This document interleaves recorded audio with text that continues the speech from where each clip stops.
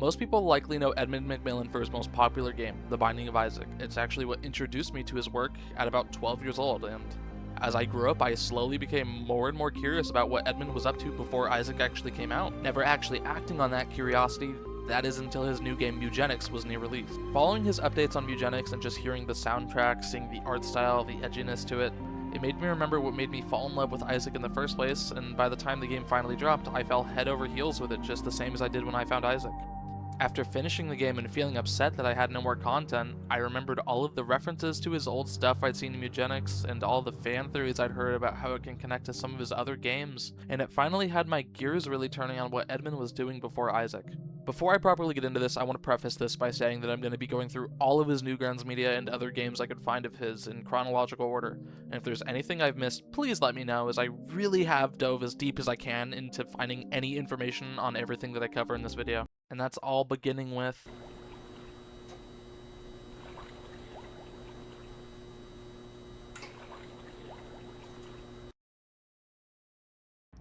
a pop-up, as all good games do. The beginning reads, "The following is a diary of the life and memories of a troubled man. Plagued by mental and physical abuse all his life, he struggles, like many of us, to get a strong grasp on reality. Confused by his sexuality and status as a man in a society that doesn't want him. Twisted by social acts, fads, and taboos into something less than human. Living in a world so horrid has destroyed what mind he had left." Reading this, I was thinking, yeah, okay, sure, maybe this is going to be something a bit deep, thought-provoking, and quite sad, until I began the next paragraph. "Enter his world, a world where the most simple thing can cause the most horrific experiences ever imagined. People are ridiculed because they're an immediate typo. You're going to be seeing so many of those, you got to get used to it. I guess he was skipping out on his classes to make these games in 2001. Ridiculed because of their race, religion, sexuality, mental, and physical state, and even their gender, where people die in the streets, animals are tortured, killed, and then wasted." I have genuinely no idea what wasted means in this context. Your guess is as good as mine. "Sex is meaningless. Drug abuse is the norm." And I can't read the last sentence here, but it involves exploiting a particular group of people. I'm sure you can use your imagination for it. The only thing I can really grab from this setup is that I was right. This is going to be an extremely dark story about this character and will probably be super thought-provoking like Edmund's more recent creations. Clicking start, you're introduced to body parts floating in some kind of a chamber. Clicking on them, you get different entries, 7 body parts, each with 5 entries. With the entries themselves being different objects in relation to what you've clicked on. The brain being pieces of mass, the eyes just being some globby bits, the lungs being cigarettes, the heart being nails. I'm not really sure what the liver is meant to be. Knowing Edmund, probably some kind of cancerous thing. I don't know, I'm just telling you what I'm looking at here. The intestines being razor blades, and the anus being what's presumably little poo particles. I'm glad to see that the man's scat fetish has been here from the very beginning. All of the entries attempt to correspond to what body part it's connected to, which is definitely a little foreshadowing of what's to come since there's an anus with dookie in it. Now I know I literally just said I will be going as deep as I possibly can, and that's true, but I can't go very deep on his very first game, if you can even call it that he made. The following entries boil down to basically just Family Guy cutaways, except they're nothing but edgy stories with early 2000s humor in it. It's super silly, grotesque, disgusting, and gross. I had to use 2 synonyms for gross just to get the point across to you. I will be going through each body part and picking what I believe to be the most telling entry from each so you can get an idea on what this game was trying to convey. Hi, I'm editing right now, and I just realized that it says the backup files of Freddy the Robot, and I'm gonna be honest with you, I did not realize it said this. I promise I put hours of research into this video. Please, just act like you never read that, okay? But I guess his name is Freddy, and it gives a little more context. Thanks, bye. Beginning with the brain section, likely the first story you're going to be picking up will be from the POV of a character who I'm naming Jim from now on. Jim had a pet goat who would follow him to school. The goat eventually stopped eating and Jim's mom had to put the goat to sleep. Afterwards, Jim is hearing the goat whispering in his ear creepy things, telling him about the end of the world, how the goat is dying, and Bible quotes in 6 different languages. Which does raise the question how Jim can recognize there's 6 different languages being spoken, but realistically I am certain that this was just a not very thoroughly thought through moment that was just written in for shock value. Jim goes on to tell it, "Hey goat, You're dead, remember? Go away from me. You're creepy. The goat's soul then floats into a storm drain where it cries for the next 6 days until it comes back to me, the same time next week. Sometimes, I wish I was dead. I really do think that this story is just meant to be nonsensical for the sake of it, and just like all the other stories, it is never brought up again in any other entry. Moving on to the eyes, this one in particular is a good way of showing you what kind of a person Jim is like. The time I got beat up by this fat guy. One time I saw this huge fat man swimming in a local pool. The guy was fat, and I mean really fat. As he got out of the pool, I yelled to him, "Hey fatty, why don't you go swim in the ocean? You're taking up all the room in the pool, you fat bastard!" Continuing to throw insults at him while laughing at him, the fat man, once out of the pool, proceeded to beat the living hell out of Jim in front of his girlfriend and his friends who came with him. As he swung on Jim, his big man boobie brushed across his cheek, making him excited. Everyone saw it, and the fat man called me gay, and my girlfriend left me. I cried myself to sleep that night. I hate my life. I'm such a stupid ass. This story shows just how horrible of a person Jim is and his internalized homosexuality, which is 100% of the time portrayed as a joke on just how pathetic Jim is. One thing I also didn't mention was that true to the release date of this game, the year 2000, the fat man couldn't have just called Jim gay, but instead called him a certain slur that I'd replaced. To me, this absolutely just feels like Edmund was writing these crappy little scripts and thought to himself, okay, how can I make this edgier than it already is? Which basically sums up the backup files as a whole.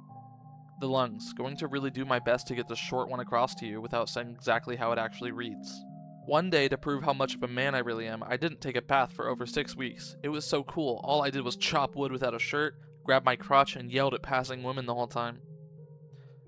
I really wish I hadn't dressed particularly feminine and relaxed to homosexual content every night for those 6 weeks. Kinda canceled out my manliness.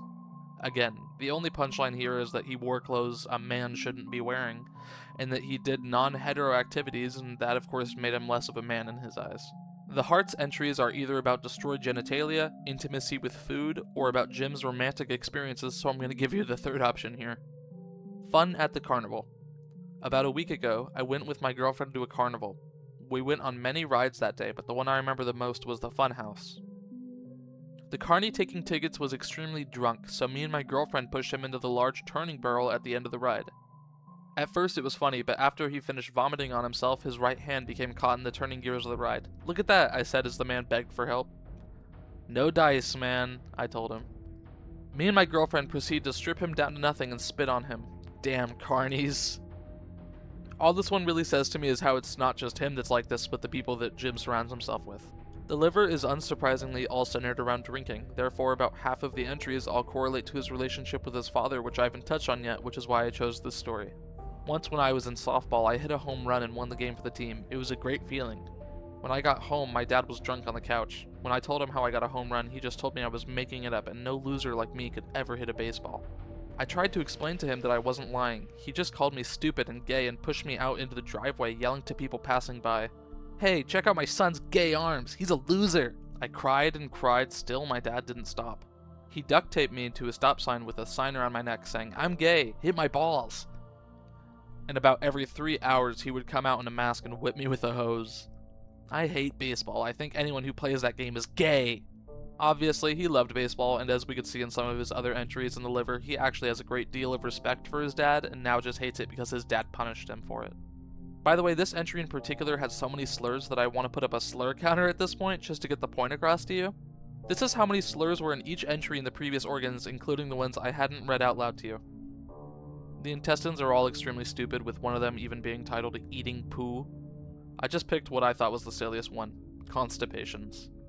The day after Thanksgiving, I was so constipated about 4 days without being able to take a crap, I decided I'd finally force it out. I pushed really hard and eventually started to hear dripping into the toilet. Almost got it, I thought, and gave it one big push. Sploosh! It felt so good to come out. When I started to wipe, I realized my hand was covered in blood. I quickly jumped up to see a pile of my intestines. "Oh God, I can't believe this is happening to me!" I yelled, grabbing my intestines out of the toilet and trying to shove them back in. I was so disgusted by the whole experience that I puked all over myself and passed out. My dog found me later that day and ate most of the intestines that were outside of my body. How did I survive, you ask? Well, God works in mysterious ways. God works in mysterious ways. Last but least, we have the anus. Strangely enough, one of the entries is actually repeated from intestines here. In fact, it's actually the one I mentioned earlier, eating poo. I guess he felt like he needed one extra story and figured that that one would fit in both body parts. Anyways, the one I chose here was just nasty and silly, so obviously I chose it. The porta potty. One time I hid in the toilet of a flea market porta potty. It was kinda gross, but still extremely entertaining. See, what I would do was whenever somebody would take a crap, I would simply catch it and shove it back inside. The cops had a really hard time pulling me out of that porta potty, but either way, cool experience. Just genuinely some more slop from Edmund here. Writing the script for this was genuinely extremely difficult just because of how many rereads I had to do of these absolutely vile stories, but I definitely had a couple of good laughs in there.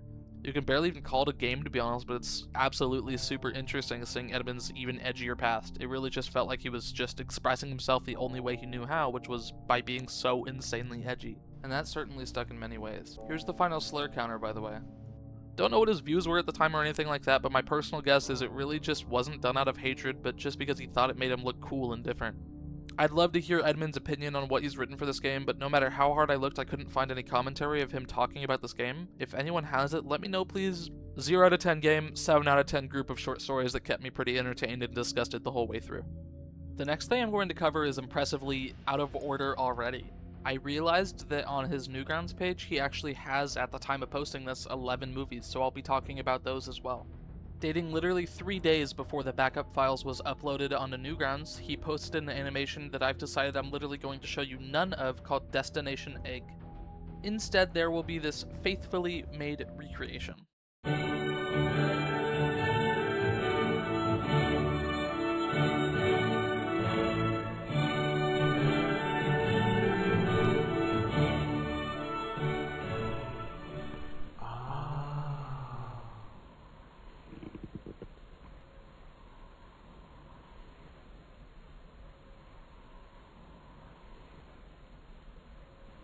Dude, the egg smells like shit.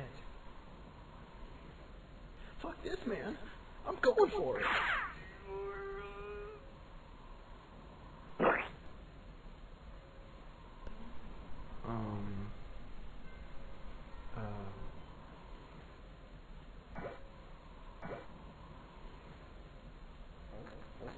What the hell?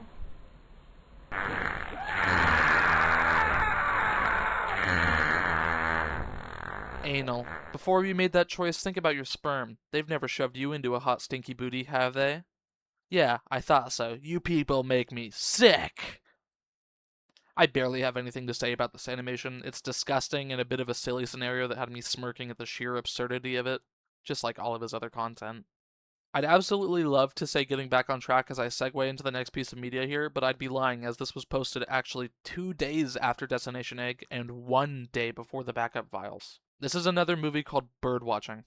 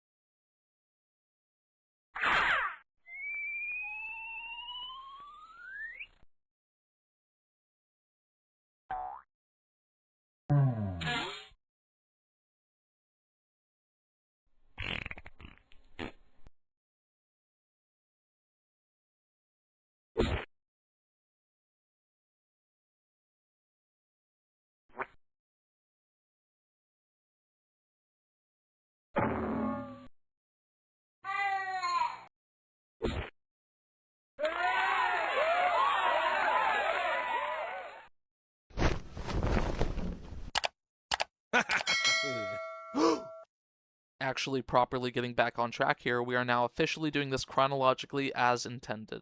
Coming right after the backup files, The Pond. Kicking it off with this odd little poem he wrote. Not gonna read it to you, but you can pause it if you'd like. I can't personally make heads or tails of it though. Immediately after clicking start, you hear this faint that I'm assuming is meant to be a bit creepy. Edmund says in the description of this one that it was actually his first ever Flash animation, which I think is really significant. He mentions how there's 5 or so interactive things that you can click on in this, and actually searching for them is kinda weird. Immediately the first thing I did was check out the big evil floating head in the water here and listen to the lovely sound it made.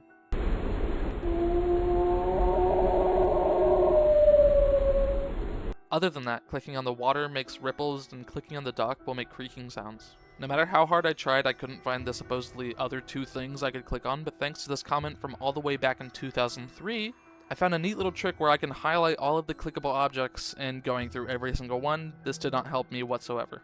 My genuine best guess is since Edmund said that this was his first ever Flash animation, this was a project that was done before everything I've previously talked about, and he forgot, I guess, and just guessed how many interactables there were.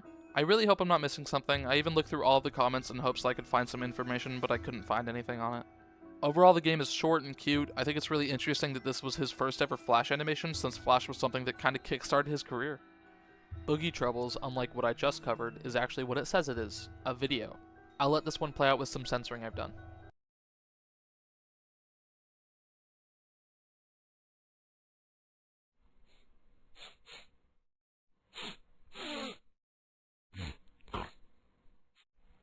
What's wrong? Got a little boogie? Why don't you pick it out? Oh. Little Thanks. Want me to help you out? Alright. Just a sec, okay? There you go. No, go on. Okay, Mark. Ready. Step on it.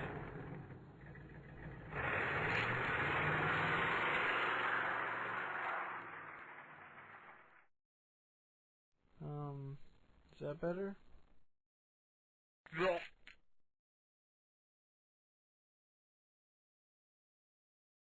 I know I had to censor a lot of the video. If you really want to, you can find this video along with everything else on his Newgrounds page, which I've linked in the description. Not much to say about it. I've heard the word I censored in the video before, and I know it's used in a derogatory sense. Not sure if it's a proper quote-unquote slur, but I'm just playing it safe with YouTube. Cut me some slack here. At the end of the day, this was just some more gory shot content. Birdwatching 2 is genuinely the worst piece of media on this list, and when I say that, I'm kind of referring to just how gross it is. I really like to imagine Edmund is one of those I'm really into dark humor kids that just show you a man being killed on an illegal site he found and thinks it's funny. Those are really the vibes I get from some of these old games. And that's about all the video you're gonna get. I tried for well over an hour trying to censor this in any way that I could, but I've genuinely given up because it really is just that crude. You can go watch it for yourself if you'd like, but for now that's all I have. The Lonely Hermit is one of a handful of comics that he decided to port to Newgrounds. If you're either squeamish around body horror or insects or just don't want to sit through it, or maybe you've seen it already, here's the timestamp for when it's done. Off the Gulf on the top of a hill there lived a lone hermit who tended a mill. He worked and he slept and had money to spend, but all that he wanted was just one single friend. So alone in this world with no friends at all, he decided to make a new friend after all. He molded his body with horse dung and some hay, but the stink was so bad, so outside he would stay. I just want a friend, the man yelled to the night. I want a companion, I don't care if we fight. Someone to take care of, someone I can trust. Someone who will love me, I will cry if I must. The old man gave up, went to bed with the stew, not knowing his dream would soon become true. He slept through the night on his dirty old bed, infecting the boil that lay close to his head. The morning then came, he got ready to plow, and he worked all the day with the help of his cow. The heat from the sun cracked open the wound. The sweat seeped inside, but he worked until noon. He looked to his wound, saw a fly there just resting, nuzzling gently, as if it were nesting. The fly then buzzed up, right close to his ear, and whispered so softly, "Wish granted, my dear." The man then jumped up, grabbed a small metal coil, and looked to his mirror to inspect his cracked boil. He ripped open the wound with the aid of his tool. When the pus emptied out, he then found something cool. 5 small little larvae all snuggled up tight. He closed up the wound and slept happy that night.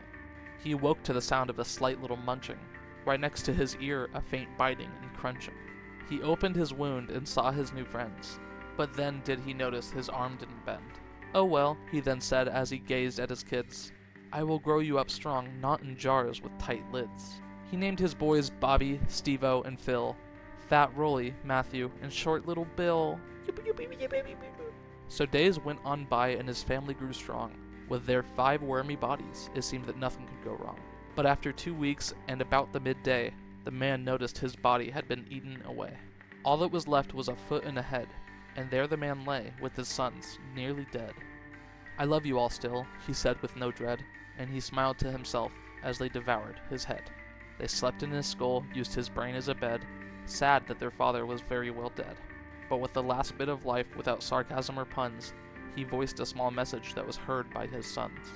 I know you'll grow up to be strong, gentle men. You've made me so happy again and again. I love you, my sons. My wish did come true. I now can die happy because I know I had you. And his sons sprouted wings full of love and emotion, and lived a full life off their father's devotion. Yay! We did it! Yay! The end! Honestly, though, I really did love this story. I thought the art style was really nice, and I'm also a really, really big fan of Bill. Oh my god, he's my son too. I think the next one is best explained by Edmund himself, since it's pretty important to how he developed his career. Dead baby dress up. So I made a comic called This Is a Cry for Help when I was 15, 16, 17, 18, 19 years old. And it was just a bunch of edgelord type stuff.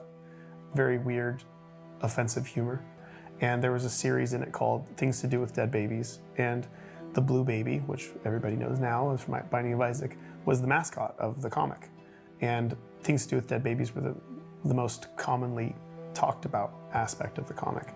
So I decided when I made interactive things, websites and stuff, that I've got to bring the dead babies, I got to put them out. Everybody loves them. I got to bring the dead babies in. So I made this, click and drag script for a bunch of, there's a little blue baby, and you drag and drop pieces of faces and outfits and whatever else, and you dress it up. And it was one of the first big dress-up games in Flash in like 1999, 2000. And it had even gotten in like a bunch of magazines. Like, it was really strange. Like, it became this mini phenomenon. And back then I was known as Edmund Dead Baby McMillen. Like, that's what people called me before anything else. So like, that was my first claim to fame, was this dead baby dress-up doll. This is a good segue into talking about This Is a Cry for Help, or TIACFH, which really rolls off the tongue. But information on this topic is either very limited, or I'm just not searching in the right places, but from what I can gather, his now empty website of the same name that you might see on some of the games and movies I've shown was once a place where he posted these webcomics, blogs, and things like The Lonely Hermit, before eventually focusing more on Newgrounds with Flash games. If you're curious, in 2012 he actually released 500 physical editions of these comics, which I'm extremely upset I can't get my hands on here. They're going for about $5,000 right now, so I'd really have to lock in if I want to get my hands on one of those. Now that you properly understand the origin, even though Edmund himself kind of did it for me, you kind of get the idea. You drag and click these little costumes onto the little guy who you probably recognize from the Binding of Isaac. I think it's really interesting knowing that Blue Baby is a proper part of Edmund's current lore and isn't still just this edgy icon of, look, edgy thing, like it was here and in This Is a Cry for Help. The costumes themselves are strange mutations, references, or just genuinely big ol' wieners. I like this little propeller hat a lot though. And of course, to pick up from that success, 12 uses for dead babies. This one in particular really makes you feel like it was made in 2001 with some of the sound effects. I actually found this one of the more enjoyable things he's put out in the past, with just how easy and quick it was to go through it and giggle and go, ew, at. I absolutely have a few favorites here. Notable cases include Pincushion, Stunt Baby, and Hammer, which I mostly find a bit silly just because if you click on this nail, you realize it's just a reused asset from the Pincushion one. Edmund clearly had a lot of success with this whole Blue Baby gimmick and proceeded to do the dress-up thing a few more times in the coming entries, all of which I'll mention. If only briefly, as they are basically all the exact same. This one, of course, featuring a spelling mistake on the one and only screen this game takes place on. A game he expected hundreds of thousands of people to see, which I thought was just really awesome. Notable costumes include boobies, peepees, and the guy from Mewgenics. This place! With 6 more dead baby uses, Edmund couldn't even refrain from making a typo in the title, even a word he's likely typed and wrote hundreds of times. This game is exactly what you'd expect, but every single one on here is actually so bad I don't like the idea of YouTube seeing it, so I'm just going to show you the squeeze toy instead. Yeah! How to Enlarge Your Penis is one of the last movies he'd published for about 3 years, so I'm sure this one will be great. I already read the title to you, we both know what this is going to be. Here's what is mostly my artist recreation, because I know you're not going to see this otherwise. Are you tired of being a limp dick loser? Are you sick of paying your hard-earned cash on worthless penis pumps only to have the UPS man laugh at you when he drops it off at your house? Well, have I got a deal for you. Using this simple plan, you could become the real man you always wanted to be. Razor blade, scotch tape, equals monster cock. Step 1.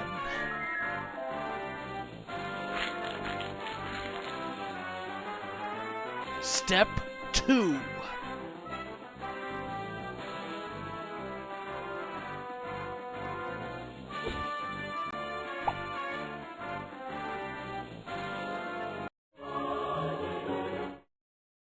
Now that's a man's penis.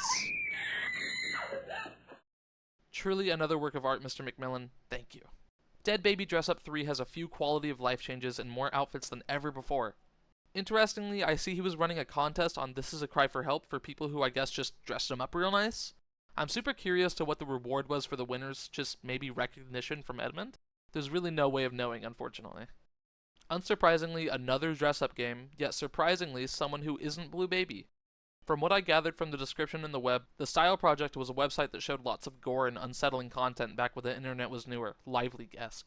And that left many people traumatized, so Edmund created this game featuring the mascot of the website where you can dress him up real bad. Not much to comment on, otherwise same thing, but maybe a little bit more of an interesting backstory to it. Breezing past this game here, another Blue Baby dress-up, but entirely themed around WWF stars, I guess? Maybe he was into this, or it was just really popular at the time, I'm not sure, but here it is. The final Dead Baby uses game, starting off with a lovely dissecting bit where you can find out how Dead Baby died. Opening him up and moving his organs out of the way, you can find some objects inside of him, like a mini Blue Baby, a knife, and a vibrating object, which is very mature. Thank you, Edmund.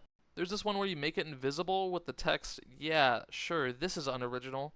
Unoriginal like a fox! I have literally no idea what this is referencing to. If anyone knows, please let me know. I'm so curious. The game was fine, but admittedly I'm just glad it's the last Dead Baby uses I have to cover. This Dead Baby dress-up game released on September 10th, 2001, barely dodged that bullet, actually managed to answer my question, which I thought was lost to time. The Dead Baby dress-up contest winners were awarded with a spot on This Is a Cry for Help with a message saying whatever they wanted it to. Which sounds cute, I guess. I mean, it's a nice little reward. Other than the contest and the dangerously close release date, there's not much to say about this game. The Boy Who Questioned God was actually made around 1997, and he eventually ported it here onto Newgrounds. Now, unlike The Lonely Hermit, this one has some imagery I don't want to show you, so I'm just going to give you a synopsis here. The story is entirely told in the form of a rhyming poem, just like The Lonely Hermit. The story itself is about a boy who didn't believe in God, and the way he decided he'd disprove his existence was by ending his own life. Although he failed with God telling him it wasn't time yet, and the boy's not a fan of this response, so he proceeds in attempting even harder to end it all, this time trying to be mauled by a bear. Of course, God doesn't let him die, and with his body destroyed, he pulls out a firearm and makes one last attempt. Still alive, although blown to bits, he realizes that he can beat God by suddenly deciding he wants to live, and then he immediately dies. God asks him to repent in the afterlife, and the boy refuses, being sent to hell, where the boy states he still does not believe in God. This to me feels like some of the edginess mixed in with some of the religious trauma I know Edmund experienced in his past. It was short, sweet, and gross, as most of these are. Now, I'm assuming he named this Dead Baby Dress-Up Dead Baby Dress-Up X because maybe it's an X-Men reference? I'm not particularly well-versed there, but I'm pretty sure that they're all mutants in that franchise. This one grabs all of the body horror-related customizations from the other games and just chucks them into one. More fun than the others personally, just because I like making him grotesque and giving him ugly eyes and noses and such. Dead Baby Superhero Dress-Up. This one lets you change the color and gives you superhero-themed clothing. Lovely. Also, it's named Dead Baby Superhero Dress, and I'm assuming either his keyboard bugged out or he ran out of space and didn't notice, and I think that's really funny. All I have to say about that one. Alright, I'm very excited about this one. I'm extremely doubtful many of you know about this game's existence.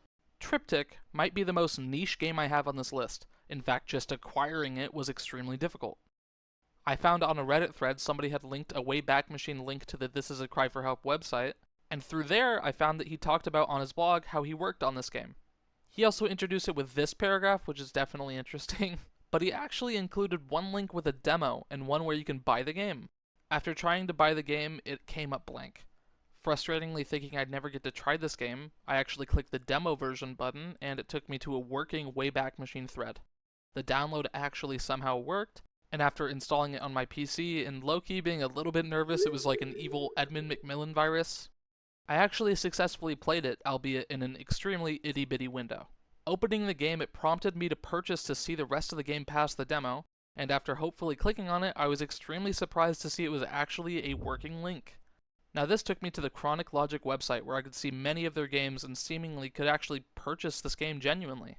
Personally, I figured a demo would be more than enough information that I need, and I was right. But more importantly, I didn't buy it because I don't have the funds to pay $7 even for a discounted game, which it has been discounted for months, by the way. I'm pretty sure that it's permanently on discount. All of my funds are going to much more important things.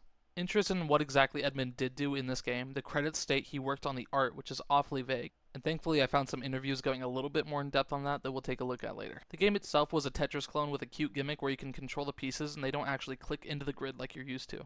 It was fine, I liked it, but I was much more interested in how difficult it was to get a hold of. I'm super interested in how Edmund found himself with his name attached to this game though. It's seemingly really not in his style. Foreshadowing, there's more on this later, foreshadowing. Also, the wiki is seemingly wrong about the release date of this game since this blog announcing it was in May 2002, while the wiki says 2003, which really makes me feel like an archaeologist here.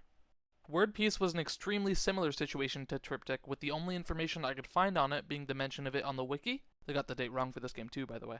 And from the blog archived on the This Is a Cry for Help page. I once again got my hands on this game the same way I did Triptych. The game's credits state that Edmund just helped with the art, just like he did for Triptych, and I'm assuming nothing else. The game was fine. I've never played Scrabble, but this is how I assume it's played. You try and make words out of letters and try and connect them. There's of course a paid version that I absolutely did not buy. Sorry Edmund, I know you need all my money that I'm sure you'd be getting if I bought this game today. I also thought it was really funny and strange how they have a no thanks section in the credits and they included the Bush administration as a whole. Definitely before my time, so I don't really understand the purpose of it, but I just thought it was super silly and worth a mention. Dead Baby Dress Up Best Of. This game is the previous games mashed into one, where everything is actually properly sorted into tabs. It's a really awesome quality of life if for some reason you got really into these. And with that, Edmund's obsession with these dress-up games has finally fizzled out, and he has now decided he's going to make some actually new games. And this newfound joy was actually supported when I stepped into the next game. Now when I wrote this script, I fully intended on covering much more games than what I have today. But the more I recorded and the more I edited the video, I realized it was unreasonable. And so I slowly cut down on how much I'm covering. I'll speak more on this in the conclusion, but I think that this game is nonetheless a very perfect place to end part 1.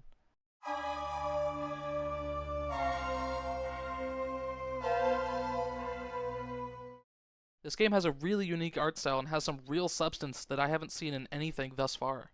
The game starts off with a loading screen with little bios on the creatures that you're going to see in this game, the first being the Weltling himself, reading that they spend every minute of the day scavenging for food and tending to their constantly decaying body. Without a constant supply of grubs, it will die of exposure. They then go on to explain the dumplings, to which I immediately...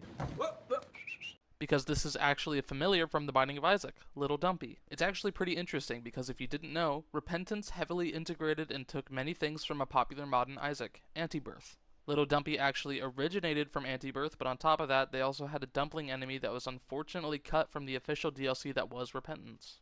But thankfully, Little Dumpy of course made the cut. I'm still extremely ecstatic to see that the dumplings made it into Isaac because I think that they're just such big cuties.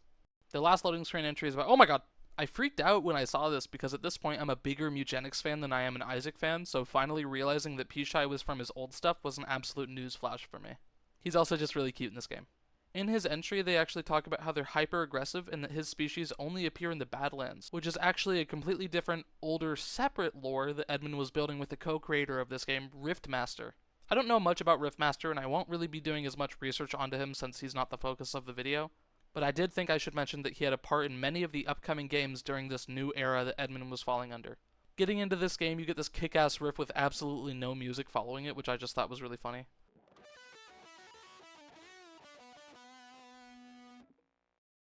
And a proper title screen with a credits and instructions screen, which I thought was really special compared to what we've been looking at this whole time. It really felt like working with Riftmaster allowed Edmund to take some bigger creative leaps during this time, having a programmer to work with. The game even has 2 separate modes, admittedly one just being the same thing but as a how long can you survive type of deal. The normal mode is what I'm going to be covering for the most part since it's functionally the same. The gameplay revolves around you shooting at the dumplings and baby birding the maggots falling from the sky to keep your, as mentioned earlier, ever depleting health bar from depleting. Now this health bar doesn't only deplete to time, but also whenever you shoot at the dumplings, it will deplete some blood. Interestingly, the dumplings actually don't even hurt you. If they hit you, they only stun you. Although if they do hit the floor without being shot down first, their entrails on the floor are actually extremely slippery. Your once very smooth character control now becomes nearly impossible to catch your food with. so it's not really ideal. On top of the blood balls, you can also fire this not super useful blood beam that takes loads of blood to fire but will instantly kill anything, even the larger dumplings that usually take more than one shot to kill. But it really just takes so much of your health that's not useful very often or at all even. But many people have surely noticed this as much as I did, just how much of a resemblance this bears to Isaac's poster boy of an item, Brimstone. And I really do wonder if the blood beam was inspired by Carious Weltling. I'd love to know the answer to that, but I'm not sure if I'll ever get to know. They eventually start raining the Pishai's little nails from the sky, blocking your movement and actually stopping you from grabbing your maggots. None of this really matters though, as the game is just super easy. That is until they add Pishai himself. Running onto the screen out of nowhere, he triggers an insta-kill if he touches you, which just feels a bit unfair, especially with how easy the rest of this game is. Once you get the hang of it, he's really not too awful, but it can feel unfair at times for sure. Now that I'm finally showing off the death though, I have the opportunity to explain that once your head is popped off, they give you a few seconds to clear the screen with your blood beam, which I think is just pretty sick. Once you lose all your lives, you're greeted with a game over screen where you can submit your username to a now unfortunately unusable scoreboard. There's also an ad at the bottom for the actual Serious Pishai game itself, which at the time was yet to release. In fact, he was included in this game solely as a teaser. A couple things that I didn't mention is that there's an extra life power-up, which is pretty self-explanatory, and a Mega Muncher power-up that makes you eat anything that touches you and makes you look really sick with this big ol' mouth. Also, the background will slowly change over time as you play, which is really cute. I liked seeing the environment change. That's Carious Weltling, and honestly I'm astonished that the Weltling itself isn't mentioned in either Isaac or Mewgenics as any kind of reference. Honestly, he's just really such a little cutie. I'd love to see him included. Words cannot express how extremely refreshing it was to see the first truly proper game on here so far. I loved it. It really has an arcadey feel to it where you can easily just space out and sink like an hour into it. And with that, that wraps up the last game I'm going to be covering in this video.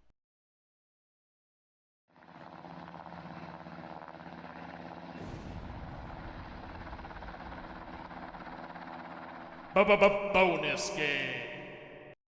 I really didn't want to have to start off the next video with Snack-a-Lantern of all things, so you get a bonus game. Yay! Woohoo!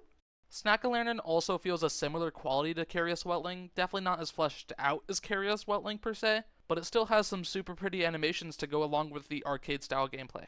Released just a few days too late for Halloween, the entire game is you bouncing around with the arrow keys, attempting not to squash all of the ghouls and such, and clicking the A button to chomp on them instead and get some points. This really is the whole game, and that's okay. It's a cute little seasonal thing, not super fun, and it feels jank as hell, but nonetheless, having a controllable character is still pretty new to Edmund's creation, so it feels really novel to me. Okay, for real this time, I'm finished. Here's the full timeline. I really struggled to merge this into one big thing, but you get the point. As a short little recap, Edmund started off doing comics with This Is a Cry for Help all the way back when he was 15 years old, selling them to his peers at school and even getting into local news a couple of times. He tried getting his comics published, and being turned away for probably obvious reasons, he felt the only way he could show people his work was to put it online. So he took some classes for web design, and as he states it, this site was born. He was making money off of This Is a Cry for Help through ads for a while, but when that market died and he stopped making a living, he got a job as an animal control officer, probably making these games around that time. Wanting to do art for a living again, he desperately reached out to studios offering to do free logos and illustrations, where he came across Chronic Logic. He volunteered for a while there and then did some art for both Word Piece and Triptych. This relationship was very important as it eventually led to his first success. In 2003, he began working with Riffmaster. I couldn't find much information on how the two of them met, but they worked together all the way until 2008, which is insane. That's as far as this timeline goes. If I've missed anything important, I'd love to cover it in my next video, but as far as I'm aware, I was pretty damn thorough. I'd love to give a super quick shout out to Hilal Sarikaya on Fiverr for this art that I commissioned her for the Carious Weltling intro. She was super awesome to work with, so please check her Fiverr out if you're interested in supporting that. She was great. I've always wanted to make a full-length YouTube video in this style, and I especially enjoy doing it on a topic I'm so invested in. I do plan on coming back to this and continuing, especially since I have the script already finished for a very large portion of it. I'm extremely excited to speak extensively on Gish because I just love that game so much. This video was really a labor of love for me. In the months I spent on this video, I spent so many hours researching as deep as I could on everything. This is a topic that's very close to my heart, and doing all this research on Edmund and hearing so many of his interviews only inspired me more and more to finish this. His games have been in my life for more than half of it. I remember being at my after-school program and playing Meat Boy for 5 minutes and being pissed off before rage quitting. I remember my dad dragging me along to his blue-collar job, and instead of helping him, I would sit on my ass and watch the Binding of Isaac gameplay videos, drooling at the thought of how my $20 a day paycheck would eventually pay for the game. I was obsessed, playing it for hours after school and telling my parents about the lore and the creator as if they cared, sinking hours into it to this day along with his other games. If nothing else, these games, his creations, were one of the things that brought me great comfort throughout my childhood. That there is a kid out there who stayed up all night long for the game to come out and then didn't go to school the next day because he was so into playing it. And that even far exceeds my experiences when I was younger. And to think that I could make something that could have an impact on this kid even creatively, into thinking, hey, I know 2 guys made this. Like, maybe I can make something too.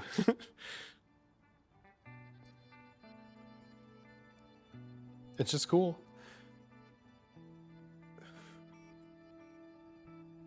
It's really cool. It feels really, really good.